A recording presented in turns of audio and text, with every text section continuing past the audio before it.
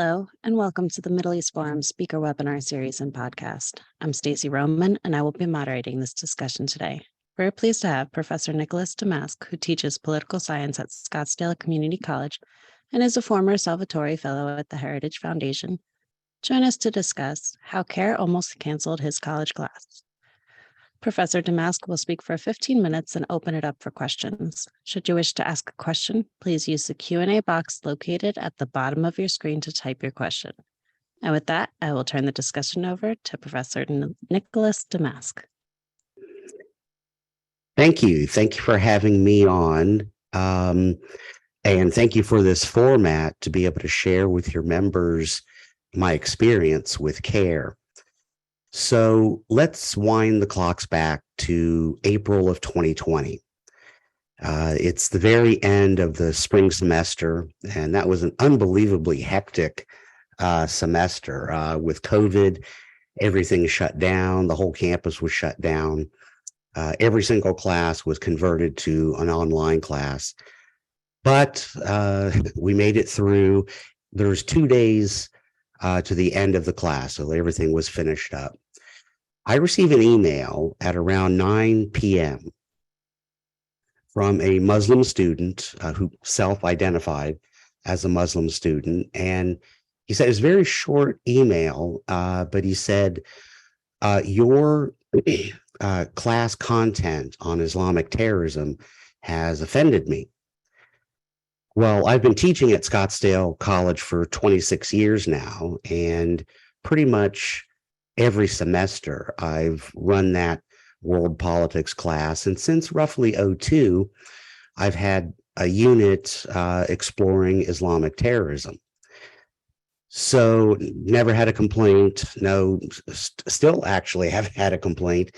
This student hasn't filed a complaint. So I just answered. It was a very vague email and basically, again, just said, I'm offended at the content on having to do with Islamic terrorism. I responded asking, well, maybe can you give me some specifics? And I went on to say, well, the class isn't meant to offend. We're not pro or con anything. The goal is to learn why tens of thousands of young men from the four corners of the Islamic world have flocked to places like Afghanistan or to Syria to fight for ISIS. When these young men, many of them are middle-class kids or even privileged. Look back at Osama bin Laden. So the goal is to explore what's motivating them. Again, it's not to insult or anything like that. Now, unbeknownst to me, overnight, this student uploaded a couple of quiz questions that I had related to the Islamic terrorism unit to social media. And specifically, it was to somebody on Instagram, some clown character. I think he's actually in Canada, who's Muslim himself, and who happens to have a large following, tens, hundreds of thousands of followers. So overnight, the college started to get messages left on its Instagram account from really all over the world, Malaysia, Pakistan, the Palestinian territories, condemning, obviously without, any context, the quiz questions, me, the class. There were some menacing threats as well. People posted saying, well, this school needs a school shooting, or how about a bombing? One particularly clever poster said, we should take this professor out to dinner and slit his throat. So again, this is happening overnight. My department chair gives me a call early the next morning and says, have you gotten any emails? Do you know what's going on at the school? And I'm like, no, I haven't checked emails yet. And he says, well, there's, people from, an online, troll army upset at your class. So I go home, I take a look at all of this. And sure enough, there's just thousands and thousands of messages, I mean, beyond count, on the school's Instagram site. And I'm looking at these and I turned to my wife and I said, we're leaving this house in 90 seconds. And we packed a bag, threw stuff in it, took our grandson with us, our 8-year-old grandson who was staying the weekend, and we left. Ultimately, the online furor calmed down. And indeed, the chancellor of the college district within which Scottsdale College is located essentially supported me, took my side. They even had a little investigation, said I didn't do anything wrong. And all of this was without context of, any sort of formal complaint. But the college district, interesting enough, was very, very supportive of me and continues to be to this day. A few weeks later, again, the online furor calmed down. The George Floyd incident happened and the ensuing protests and riots. So focus was, away from me, thankfully, and on other issues. Again, the COVID was still around. CAIR, however, the Council on American-Islamic Relations, did not forget about any of this. And in early June of 2020, maybe 5 weeks roughly after the incident, CAIR filed a lawsuit against the college district and against me. And when I say me, I mean me personally. I was served at home on a Saturday morning.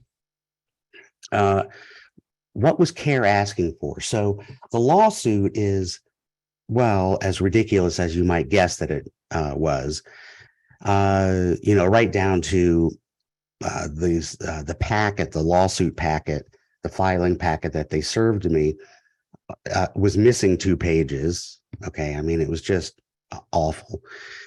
But it's important to note that CAIR was asking for an injunction. An injunction that they wanted a federal court to issue that would prevent the teaching of Islamic terrorism in my class, or for that matter, in any other class in the entire college district. This has never been done before. No court in this country, in its entire history, has ever issued an injunction to say that certain content cannot be taught in a college class. That's just, courts here don't do that. That's not, this isn't the West Bank. This isn't Pakistan. I mean, the courts don't say a certain subject matter altogether is off limits. Now, on what basis was CAIR asking for this? Well, according to CAIR, the content of my class expressed disapproval of Islam. So it's sort of the reverse of the Establishment Clause. Okay, the state cannot create a favored religion. And CAIR was saying, well, what Dr. Damask did in his class was to create a state-sponsored disfavor of religion, specifically Islam. And CAIR made the argument, such as it was, that I could talk about terrorism all day long. I could talk about Islam all day long, but I cannot link the two. You cannot say, all right, terrorism is a part of Islam. Terrorism is justified by Islam. And it doesn't even matter how you do it. It doesn't matter if you have Quranic references, you refer to the Sunnah or to classical jurisprudence. It doesn't matter if you're quoting bin Laden or quoting Boko Haram, or you're just winging it and, giving students pure opinion. If you arrive at the point of disapproving of Islam, if you make Islam look bad, that's forbidden. Just like the state can't create a certain religion, the state can't disparage a certain religion. And I was the state. I'm, a college professor at a public college. And so they said I was creating, well, as one of the attorneys put it to me, one of the district's attorneys, he said, well, they're trying to create a defamation of Islam exception to the First Amendment. They want to carve out, CAIR is trying to carve out an exception to academic freedom, freedom of speech by saying, look, as a public, professor at a public college, there's certain areas you can't go into if it's disapproving of a religion. So, and you're picking on Islam in particular. Now, for CAIR, they're not really bothered by the argument. Well, I talk about Islamic terrorism because that's what we have in the world. If there was such a thing as Mormon terrorism or Southern Baptist terrorism, I would talk about that in class. But we don't have those things. There's certainly no worldwide phenomena of Mormon terrorists. So I don't devote any time in class to that. None of that matters to CAIR. The point is you made Islam look bad. And that's the only thing that matters. Now, normally in cases like this, there's a principle called qualified immunity, which says that, well, even if a public official, simply a public employee, like a police officer, a fireman, a teacher, a nurse, even if that person violates the Constitution in some way, you can't sue them personally, right? They have qualified immunity. And there's no way around that unless you can either point to a court decision that says to policemen, firemen, nurses, teachers, that certain behavior, certain activities are unconstitutional. And well, that can't be the case here because, again, the courts have never, ever said that certain content is off limits in a college class.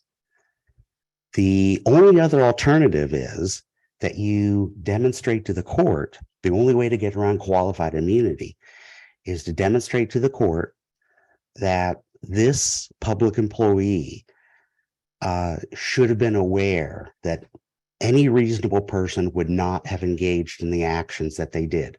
Even though there's not a court case informing them, there's sort of like it's common sense. And the case that they referred to was a Supreme Court case out of Texas called the Hope case from 2002. And here, some prison guards were personally sued by a prisoner. That what happened to him was that the prison guards tied him to a post for 7 hours in the Texas sun. The Supreme Court said, yeah, even though Texas doesn't have a law that says, well, you can't tie a prisoner to a post for 7 hours, should have been common sense. And so CAIR was trying to say, well, it should have been common sense that you never insult Islam, you never portray it in a negative light, you can't disparage it by tying it to terrorism. Should have been common sense. Fortunately, the district court judge dismissed CAIR's case. In fact, wrote a pretty pointed opinion on it. CAIR, I mean, in my view, as a non-lawyer, as an outsider, so to speak, to the court system going through this, it looked to me like CAIR was embarrassed, thankfully. Days after the opinion was issued, this is August in 2020, CAIR filed an appeal to get the dismissal overturned so they could go back into court with the Ninth Circuit Court of Appeals. A Ninth Circuit panel upheld the dismissal.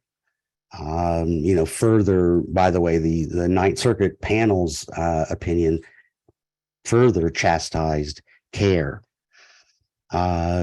It took about 2 years, roughly, for the Ninth Circuit for that to work its way through. And ultimately, last August is when the Ninth Circuit issued its opinion. So I survived. The college district survived, and I'm able to still teach the course, the Islamic terrorism content, which I've added to, quite frankly. I've decided to dig in my heels and emphasize things more, even. But there's a couple lessons from this. First of all, stand your ground. Don't cave in to groups like CAIR, these grievance groups that want to cancel everything that offends them. And they make a living off of this, quite frankly. Don't give in to them. The way I like to tell people is, my great grandfathers are buried here. My grandfathers are buried here. And I'm just not going to roll over and hand over the country to groups like this. People who came before me worked too hard, and I'm not going to give in. The other thing, too, is all of this is made a lot easier if you have the support of family, but of your institution. I could see this going a different direction if the college district wasn't supportive of me. Fortunately, that I have to, say the chancellor himself, even personally, was very supportive, and I'm thankful for that. And it makes a big difference if faculty can get support, from the administrators, from the boards that run colleges and universities.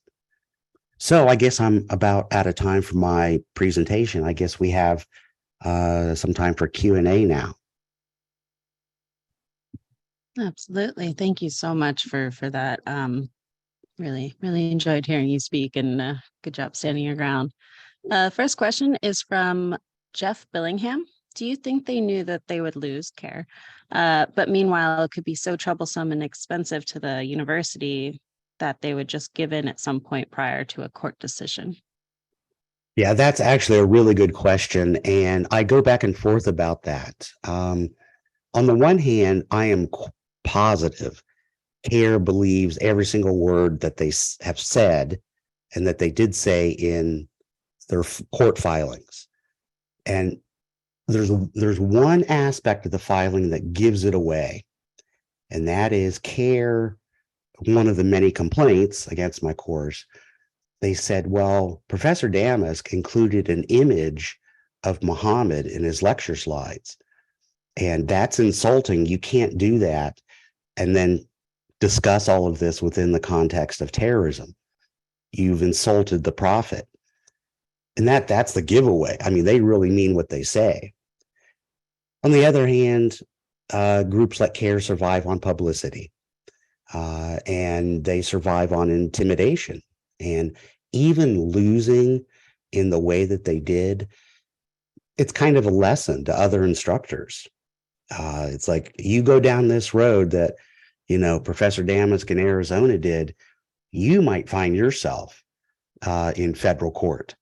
And again, if the school doesn't support you, that's going to be a difficult, endeavor going it alone. Absolutely. Larry White here points out the Ninth Circuit is notoriously liberal. It's strange that they upheld the trial court. Did you have any doubts at any point? It's interesting that the attorneys for the district and I kind of went back and forth about this. Is it better to have, say, conservative constitutionalist judges or more liberal living Constitution judges on the court? And unfortunately, it's a crapshoot. I was fortunate to have a decent panel. But again, if you have, judges that are, justices that are, have this multicultural attitude, a liberal, a good old fashioned FDR liberal probably is going to side with me. But nowadays, what's coming out of law schools, it's unclear. So I got lucky, at least in part. Thank you so much. Don Sable asks, have the threats against you continued, and how does it affect you, and or does it bother you? He notes that he's asking as one who has never experienced what you have. Yeah. I have to say, reading and seeing this sort of thing happen to other people, you see it on the TV or on the internet, and you kind of say, hey, why don't you just, deal with it? These are online threats. That's easy to say until it happens to you. And these were very real threats. I met with the police on a couple of occasions. They did pass on a couple of these postings to, well, let's just say federal law enforcement authorities. There's one in particular that they were concerned with. So what I've had to do in my home, without getting too specific, I've had to secure it, because at no point now do I take chances. You don't leave doors unlocked or anything. And it's kind of sad. That's where we are in the country. I haven't sort of felt threatened since, but that's in part because I've had to secure my home. So yeah, that's sort of where we are in modern America, unfortunately. That is unfortunate. Robert Slater asks, is your impression, as is mine, that most colleges, universities are moving toward CAIR side and not the side of free protected speech? Oh, I think, yeah, it goes without saying, that's where higher education, and by the way, K through 12 education is going as well. And the point to keep in mind is that the multiculturalists, they control the pipeline of who gets to be a faculty member. They control who, as a student, passes the courses. They control who is able to get through their doctoral exams and have their dissertation accepted. They control who gets hired on as a faculty member. And they control who gets tenure. So, I can see very clearly that in most universities, it wouldn't even come to this, actually, whether a faculty member should stand up for himself or is the university going to support him. Most places are already where CAIR is. They're already on CAIR side. Every single faculty member, the administrators, all of it, so higher ed is not a place to go for open debate and discussion. That's not where you have free speech. What you have is it's multicultural indoctrination of young people. Yes, terrifying to think about. Barry Werner asks, why do you think that CAIR is supported by non-Muslims? Okay, this is a really good question. There is, without have a whole webinar on this, there is a small faction of conservatives that actually side with CAIR in cases like this. And what I've been able to figure out is they're hoping to latch onto a Muslim grievance group in the sort of vague and pathetic hope of protecting their own religious interests. In other words, well, if we just latch on to CAIR, we'll let CAIR go to court and make all the arguments for us. And that way, in the end, we'll have our religion defended. And I think that's naive. That's incredibly unwise for the medium and long term, because what would happen, let's say CAIR won. Rest assured that the way our Justice Department and FBI works now, it would be Islamic students who would, have the government take their side in cases like this. It wouldn't be anybody else. So if you're hoping to latch on to CAIR to protect yourself, that's not the way it works. It's going to be them and their interests that are supported. And it's unbelievable. But yeah, there are some people, non-Muslims who support CAIR, and it's a hugely unwise and just terrible decision to do this. Absolutely. Just out of curiosity, if the injunctions were to have gone through, how exactly would a professor go about teaching something like 9/11? Yeah, that good question. Very, to the point. And the answer is, well, you wouldn't. The best you could do, in fact, okay, I had, when all of this happened, 2 faculty members contact me, one who teaches religious studies and one who teaches sociology. And they take various aspects of Islam and discuss it within the context of their class. And they told me, I'm done. Not anymore. They're just excising that from their curriculum, from their class content. And so what would end up happening, although technically you could talk about 9/11 and bin Laden and ISIS and so on, Iran and so on and so forth, you would have to discuss it, all of these sort of phenomena and personalities outside the context of Islam. You would have to say, well, they're doing it because they're crazy, or, well, we don't really know why they're doing what they're doing. You could never, ever bring religion into it to try to explain a given phenomena. And of course, that's ridiculous. And so that would just mean certain content, certain subject matter is just simply not discussed at all. It's just easier to do it that way than to try to, straddle the line and potentially get sued. Well, we have quite a few questions coming in from different viewers asking if you were supported by any other groups during this trial.